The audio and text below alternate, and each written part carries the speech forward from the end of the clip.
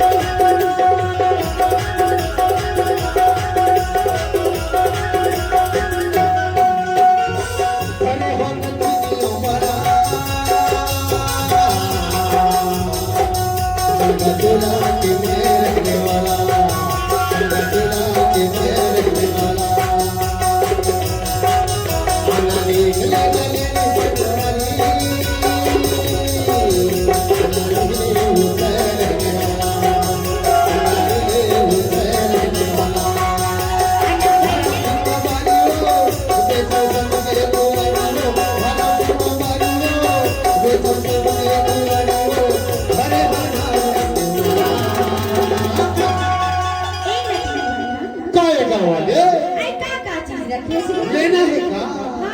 ये देख ले दिखा तो लोग बनारसी चूड़ी घाला धरे ऐसे और ना लिपस्टिक घाला है रे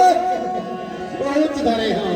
ऐसे और मैं कहां ले जानता कहां ले ये चलगा टोला के मन रहे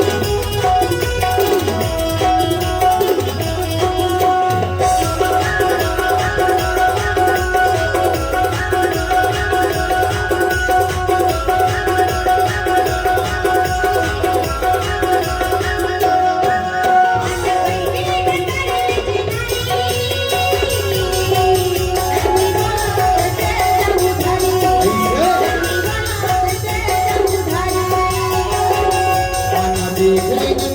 आना देख ले तेरे लक्ष्मी बना दे बहुधारी लक्ष्मी बना दे बहुधारी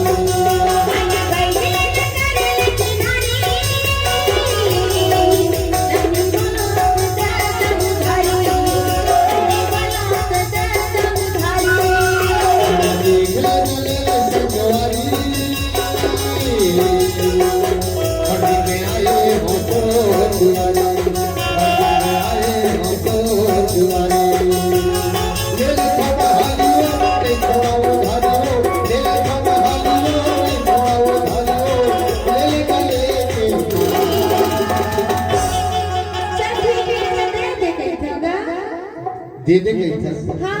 अरे ले ले जतका लेना है ले ले